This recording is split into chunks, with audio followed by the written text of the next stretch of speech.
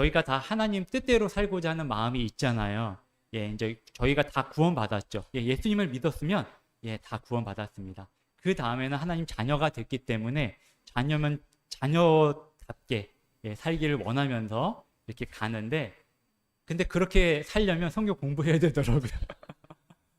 그러니까 성경을 알지 못하고 신앙생활을 하면은 20년, 30년 그 신앙생활을 하고 나서 하나님 뜻대로 했나 내 인생을 돌아보면 아니 하나님 뜻이 뭔지 아직도 몰라요. 성경 공부를 안 하면 모르는 거죠.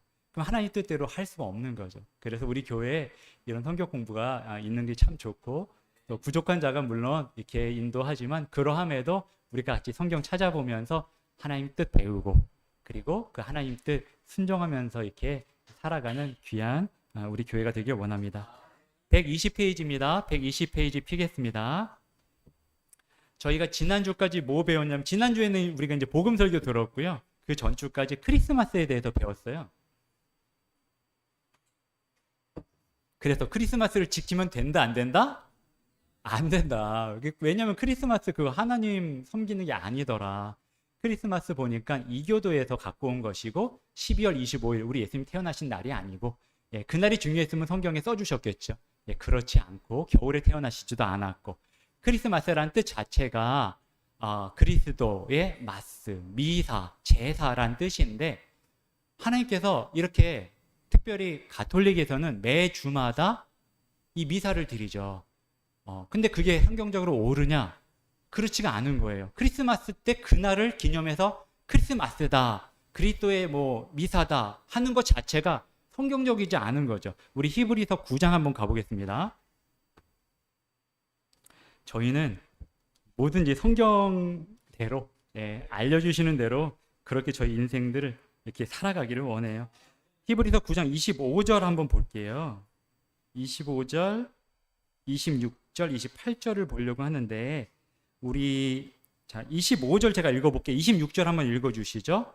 그분께서는 대제사장이 해마다 다른 것의 피를 가지고 거룩한 곳으로 들어가는 것 같이 자주 자신을 드리려고 하늘로 들어가지 아니하셨나니. 그래야 했다면 그분께서 세상의 창건 이래로 반드시 자주 고난당하셨어야 할 것이라. 그러나 그분께서는 자신을 희생물로 드려 죄를 제거하시려고 이제 세상 끝에 한 번 나타나셨느니라. 네, 28절을 다 같이 한번 읽어보죠. 시작. 이와 같이 그리스도께서도 많은 사람의 죄들을 담당하시려고 한 번 드려지셨으며, 또 자신을 기다리는 자들에게 죄와 상관없이 두 번째 나타나사 구원에 이르게 하시리라. 아멘. 예, 몸의 구속을 이르게 하신다, 이 말씀이죠. 여기 28절에 보니까 몇 번 드려지셨어요? 한 번 드려지셨다, 이렇게 말씀하시는 거죠. 그래서 예수님의 피는 하나님의 피시기 때문에 한 번 드려진 거가 영원한 효과가 있는 거예요. 그래서 우리 예수님을 자주 다시 그렇게 십자가에 매달 필요가 없어요. 네, 예전에 대제사장들은 1년에 한 번 이 짐승을 가지고 1년에 한 번마다, 또는 죄를 지었을 때마다 와서 그 피를 흘려야, 그래야 하나님께서 인정해 주셨지만, 그건 다 모형이었고요. 딱 한 번 예수 그리스도의 그 십자가의 대속 사건은 2000년 전에 한 번 드려주신 것이 우리에게 효과가 나타나는 것이고, 그 효과가 영원합니다. 그래서 크리스마스도 우리가 전혀 성경적이지가 않고 지킬 필요가 없어요. 120페이지에 보니까 그 다음에는 부활절에 대해서 나옵니다. 그래서 부활절도 사실 같은데, 부활절이 혹시 언제인지는 아세요? 뭐 언제 봄쯤인 것 같긴 한데 잘 모르시죠? 이게 모를 수밖에 없어요. 왜냐하면 부활절이 자꾸 바뀌어요. 예.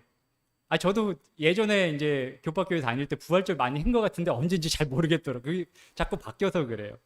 예, 찾아보니까 춘분 3월 21일 이후에 첫 보름달이 지난 첫 일요일, 요게 부활절이에요.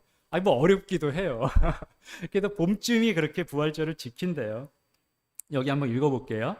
부활절은 기독교계에서 가장 엄숙하게 준수되는 절기입니다. 예, 이 일반 교회들에서 그렇게 하죠. 그러나 문제는 과연 주님께서 정말로 그분의 죽으심과 부활을 기념하기 위해 매년 특정한 때를 따로 구별하기 원하시는가 하는 것입니다. 예. 이게 성경적인가? 그리고 주님 정말 원하시는 건가? 이게 중요하다는 거죠.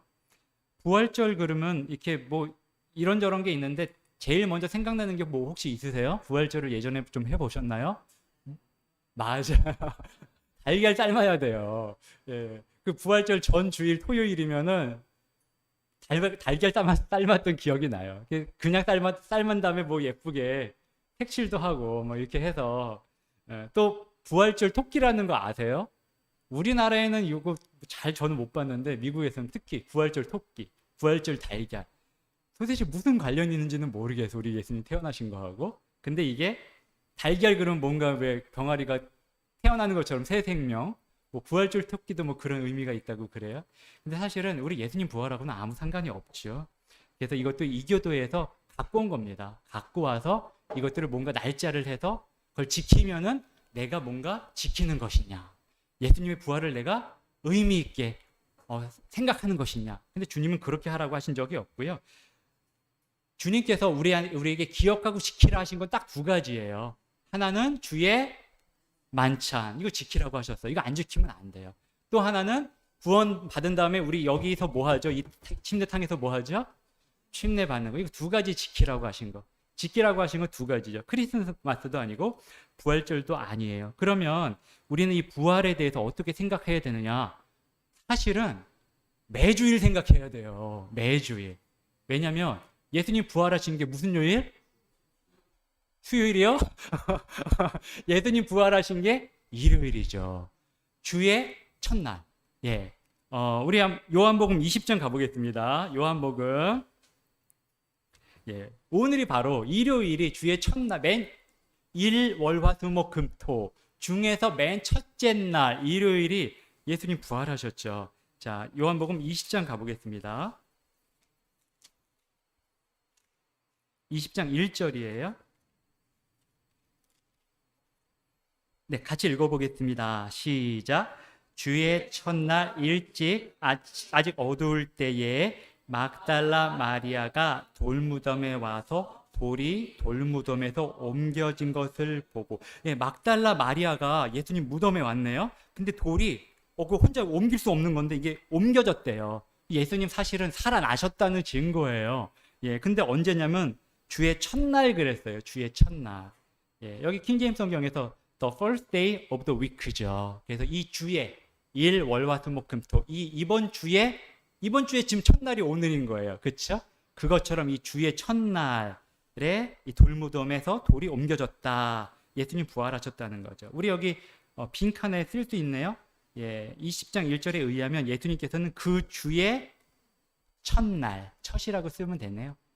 첫날에 죽은 자들로부터 일어나셨습니다. 그래서 부활절을 따지고 저기 날짜를 셀 필요가 없이요. 매주일마다 우리 예수님 부활을 생각하고 찬양하면 돼요. 그게 맞아요. 그 다음 사도행전 20장 7절로 가보겠습니다. 사도행전 20장 7절.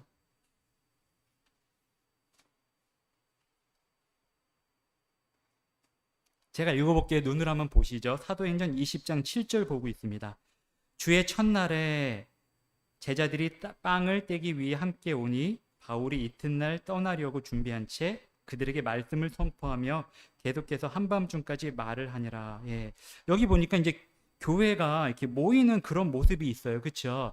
근데 언제 모였냐? 여기도 역시 the first day of the week예요. 그래서 우리가 안식일 날, 토요일 날 뭐 이럴 때 지키는 게 아니고요. 이거 우리가 일요일 날 모이는 이유가 예수님 부활하신 요일이기도 하고요. 그리고 이 맨 처음 초대 교회가 이렇게 일요일 날 모였던 거예요. 예, 그래서 우리가 그대로 같이 하는 거죠. 그래서 이번 그 주의 맨 첫날 이렇게 모였다. 이런 것들을 볼 수가 있어요. 그래서 비번도 우리가 여기 첫이네요. 예, 첫. 그 주의 첫날에 모임을 시작했습니다. 그래서 우리가 하나님 말씀대로 교회 모임도 갖고 있는 거죠. 10번입니다. 우리는 만나서 무엇을 지킬 때 이 사건들, 주님의 죽으심과 부활을 기억합니다. 예, 우리 여기 뭘 할 때 그렇게 되나요? 여기 영어 보니까 예, 로드 서퍼 돼 있는데 주의 만찬이죠. 주의 만찬. 주의 만찬을 지킬 때에 우리가 주님 부활을 생각할 수 있는 거죠. 그렇죠? 예, 주님의 몸을 또 주님의 그 흘리신 피를 우리가 기념하면서 그런 만찬을 하죠. C번 답 됐고요. D번이네요.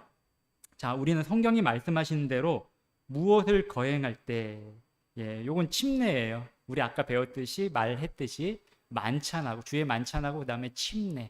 이게 두 가지가 교회에 주신 규례예요. 다른 거는 주신 적이 없어요. 다른 거를 안 지켜도 아무 상관없습니다. 사실은 안 지켜야 돼요. 이 두 가지를 우리 교회가 지키면 됩니다. 그래서 우리 만찬하죠.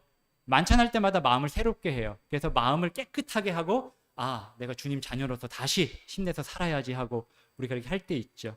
예, 그리고 또 구원받은 자들이 우리 침례탕에서 침례를 받습니다.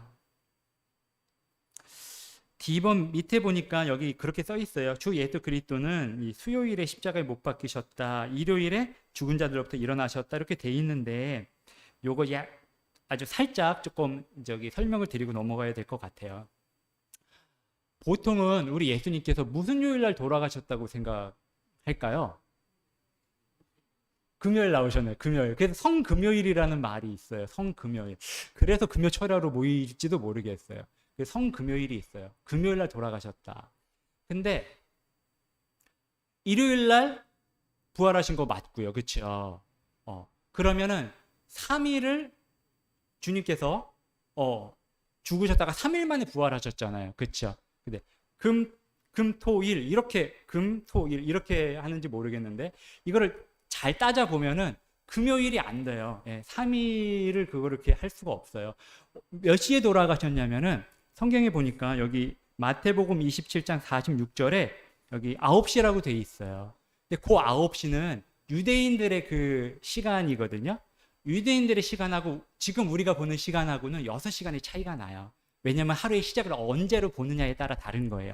우리는 하루의 시작이 밤 12시잖아요. 자정.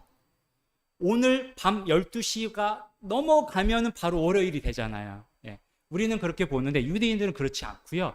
6시예요. 저녁 6시가 지나가면은 밤부터 하루가 시작이 되는 거예요. 6시간 차이가 나요. 그래서 마태복음은 유대인들에게 특별히 주신 말씀이고 하기 때문에 이게 유대인들의 시간이 돼 있어요. 그래서 여기 9시라고 돼 있는데 우리나라 시간으로는 오후 3시예요. 그럼 예수님 돌아가신 게 언제냐? 오후 3시거든요. 그렇게 이렇게 저렇게 따져 보았을 때 금요일이 아니고요. 그러면 성경을 그대로 믿는 사람들이 언제로 생각하느냐? 두 가지가 있어요. 하나는 수요일, 그리고 또 하나는 목요일이에요. 이렇게 보는 시각들이 있어요. 이거는 지금 우리가 공부하기에 너무 길기 때문에 또 나중에 기회 되면 목사님 알려주실 수도 있겠죠. 그럼 우리 교회는 어떤 입장이 있냐? 성경적으로 잘 살펴봤을 때 우리 목사님이 또 이렇게 믿으시는 바, 또 저 또한 그렇게 믿는 바, 이 목요일로 우리는 봅니다. 목요일로. 예, 그래서 이러한 것들을 이렇게 우리 또 같은 믿음의 형제님인데도 또 수요일로 보시는 어떤 교회도 혹시 있을 수 있어요. 이런 것들을 가지고 우리가 논쟁할 필요는 없습니다. 예, 넘어가죠. 그래서 121장 121페이지 보겠습니다.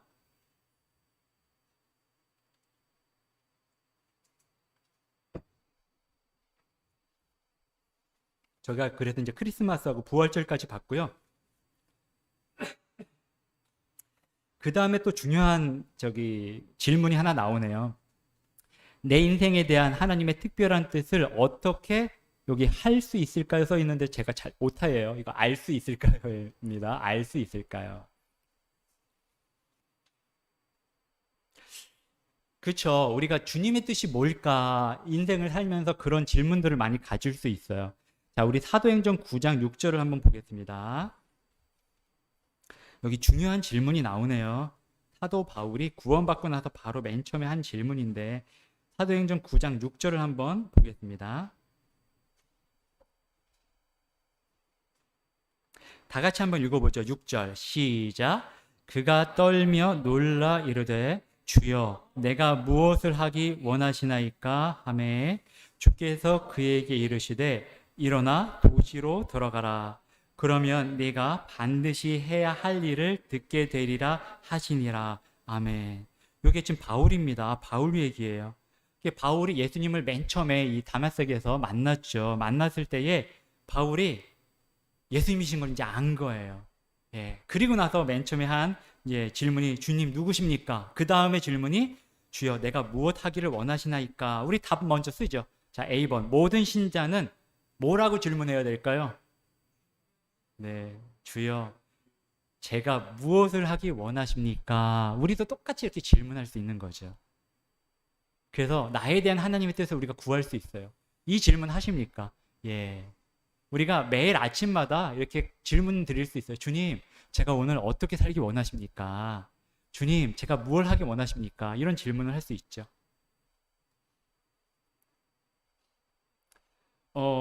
주님, 제가 원하는 거 주세요. 이 기도만 하시는 분이 있고요. 이게 구원 받았어도 그렇게 할 수 있죠. 그렇다면 이제 그 성숙한 사람이 어른이 그렇게 많이 하나요? 아니면 애기들이 많이 그렇게 하나요? 애기들이 하는 말이죠. 나 이거 주세요, 저거 주세요. 그러면 이제 애기구나 알 수 있는 거예요. 예. 그러면 이제 바울은 근데 구원 받자마자 이런 질문을 한 거예요. 주님, 제가 무엇 하기 원하십니까? 예, 이렇게 질문한 거죠. 예, 우리도 이런 질문을 드리는 성도들이 됐으면 좋겠어요. B번 보니까요. 그 다음에는 그러면 주님께 기도로 여쭐 수가 있고요. B번, 주님께서는 우리의 삶을 위한 그분의 뜻을 다음과 같은 수단들을 통해 계시하십니다. 알려주신대요. 뭘 통해 알려주시느냐? 1번, 성경이에요. 성경. 그쵸. 뭐 말할 것도 없어요. 성경을 통해서 알려주시는 거예요. 또 우리 목사님 통해서 이 강단에서 선포되시는 이 하나님의 말씀, 그것은 성경 말씀이죠. 그런 말씀을 통해서 우리가 순종해야 되는구나. 또 내가 아내로서 남편에게 이렇게 존중하고 순종해야 되는 이런 것들 배우는 거죠. 하나님 뜻을 이렇게 배우는 거예요. 성경을 통해서 배우는 거죠. 두 번째입니다. 이것도 오늘 오전에 다 배운 것만 나와요. 자, 2번 성령님이에요. 성령님. 요한복음 16장 13절에 보니까요. 진리의 영께서 성령님이죠. 진리 가운데로 인도하신다. 이렇게 돼 있어요. 그래서 성령님께서 또한 가르쳐 주시는 거예요. 내 인생이 어떻게 가야 되는지 성경을 통해서, 성령님을 통해서 알려주신다. 또 3번입니다. 다른 사람의 뭘까요? 이거 찾아볼게요. 잠언 11장 14절. 잠언 11장 14절입니다.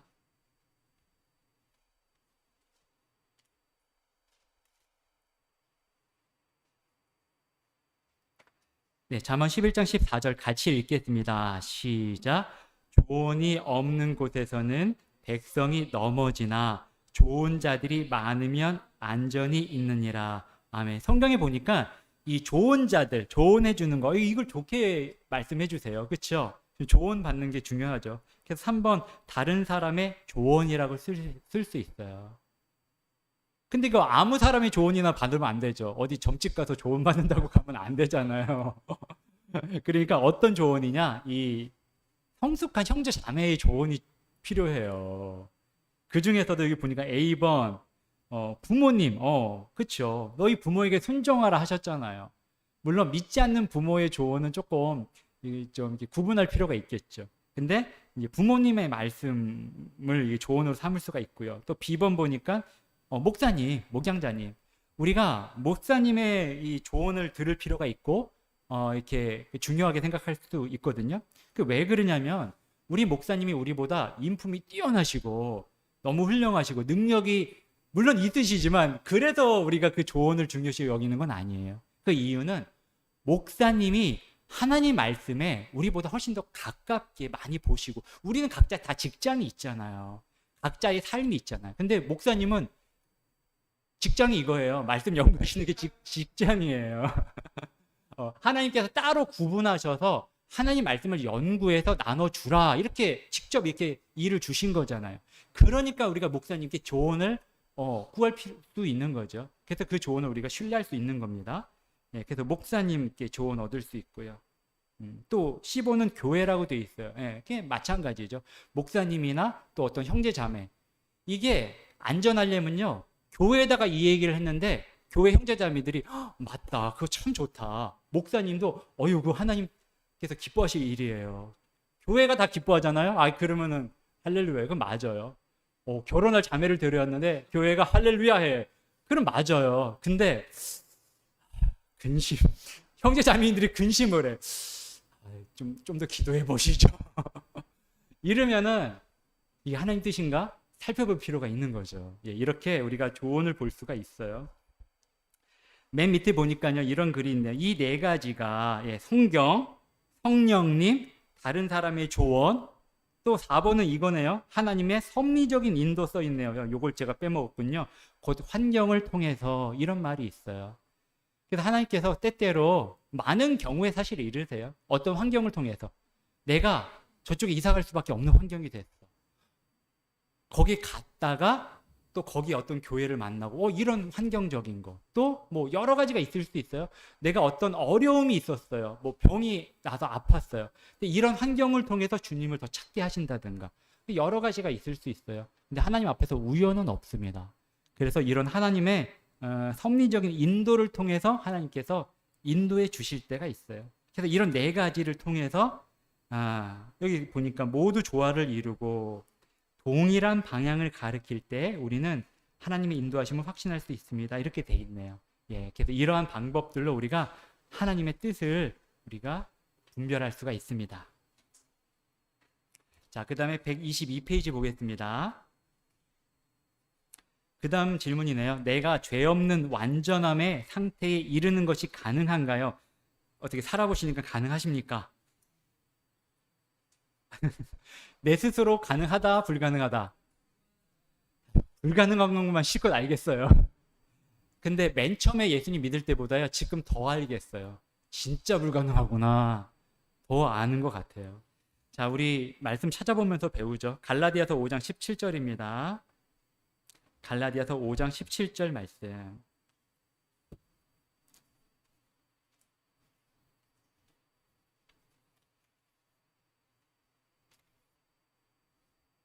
같이 읽겠습니다. 5장 17절 시작.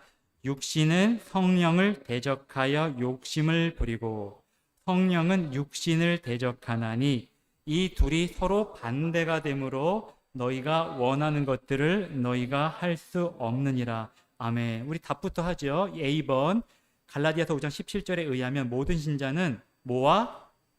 육신과 그 다음에 성령 간의 내적인 전투를 겪습니다. 우리 안이 전투가 되는 거예요. 전투장이 되는 거죠.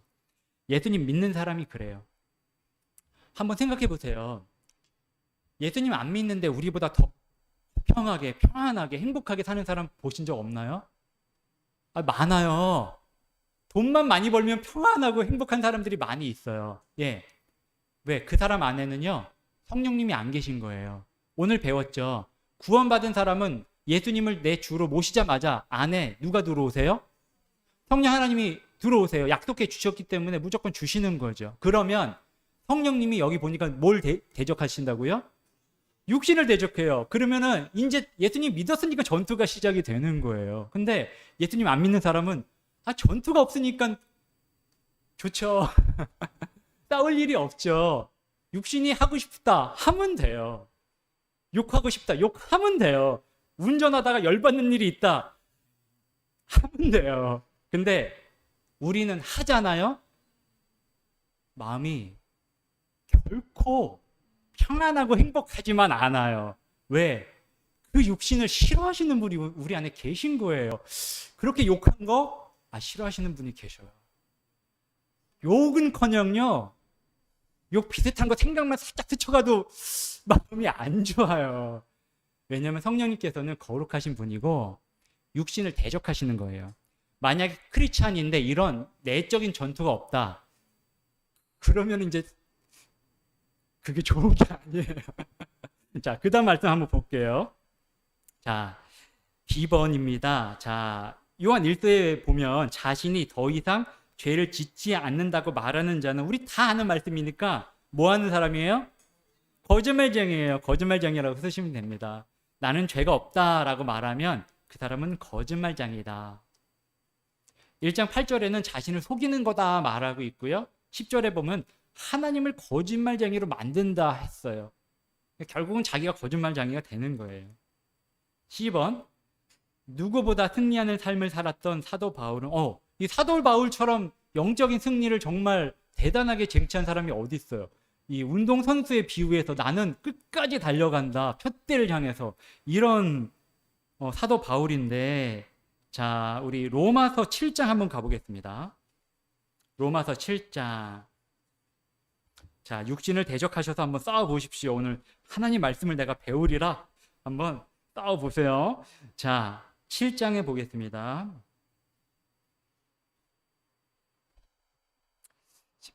18절.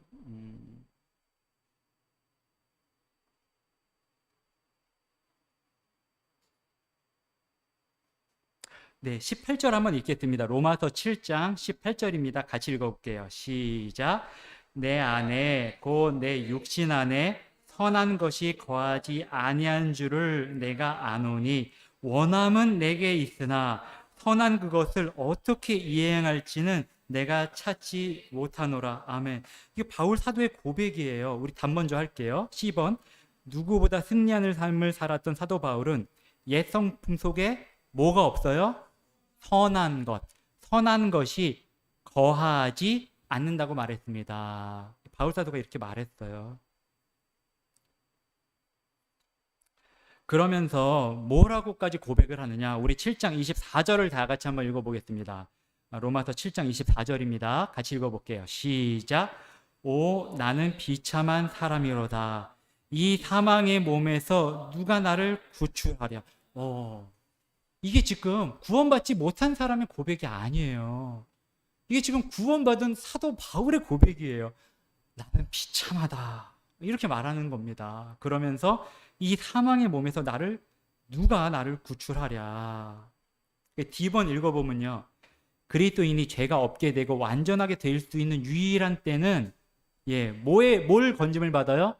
몸으로 건짐을 받게 될 때입니다. 이게 몸의 구속을 말하는 거예요. 몸의 구속. 이 세상에 사는 동안에는 우리 내적 이 안에 성령님과 육신의 이 싸움을 우리가 겪으면서 살아가는 거죠. 그래서 우리가 주님을 의지할 때 항상 성령님을 의지할 때 우리가 승리를 맛볼 수 있는 거죠. 우리 8장 23절, 24절을 한번 볼게요. 그 다음 장에 보시면요. 8장 23절, 24절. 교독하겠습니다. 23절입니다. 그것들뿐만 아니라 우리 자신, 곧 성령의 첫 열매를 소유한 우리 자신도 속으로 신음하며 양자 삼으심, 즉 우리 몸의 구속을 기다림은 우리가 소망으로 구원을 받았기 때문이라. 그러나 보이는 소망은 소망이 아니니 어찌하여 사람이 자기가 보는 것을 여전히 바라겠느냐. 아멘. 23절에 보니까요. 성령의 첫 열매를 소유한 우리 자신도 이렇다면 이거 구원 받은 사람 얘기죠. 구원 받은 사람 얘기예요. 근데 이들이 우리 자신이 속으로 신음한대요. 신음한다. 왜 신음을 하느냐? 내 육신, 내 이 자아 이런 것들 때문에 신음하는 거죠. 그러면서 양자 삼으심, 즉 우리 몸의 구속을 기다린다. 우리의 신분은 구원받은 게 확실하고 우리는 거룩하고 깨끗한 사람이 맞지만 우리 이 죄의 이 약한 이 몸이요. 우리 예수님 공중에 오시면 제일 먼저 해주시는 게 이건 거죠. 이 몸을 새 몸을 주시는 거죠. 죄하고 상관없는 몸을 주시는 거죠. 그거 기다리십니까? 죄와 싸워본 사람은 이거 기다려요. 죄와 상관없이 사는 사람은 이걸 기다리는 소망이 많지 않죠. 근데 내가 하나님 말씀에 순종하고자 죄와 싸우며 바울처럼 살아가는 사람은 이 몸의 구속을 기다리는 거죠. 그것이 소망이고요. 24절에 그래서 우리가 소망으로 구원을 받았다. 이렇게 말하고 있습니다. 그래서 이게 이제 구원받은 이 바울의 고백이 되는 거죠. 그 다음 2번입니다. 영어 2번. 그럼에도 불구하고 이렇게 뭐라고 써 있냐면 우리 디도서 펴놓고 한번 얘기해 볼게요. 디도서 2장 12절입니다.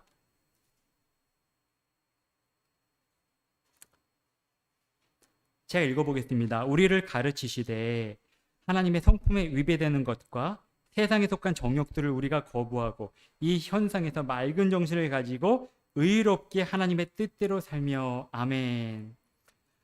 여기 말씀해 보니까요. 그러니까 이 문제가 내가 죄 없는 완전함의 상태에 이르는 것이 가능한가요? 써 있는데 내 자신의 힘으로는 불가능하다는 것을 우리 자신도 알고 있고 또 바울도 알고 있었던 거죠.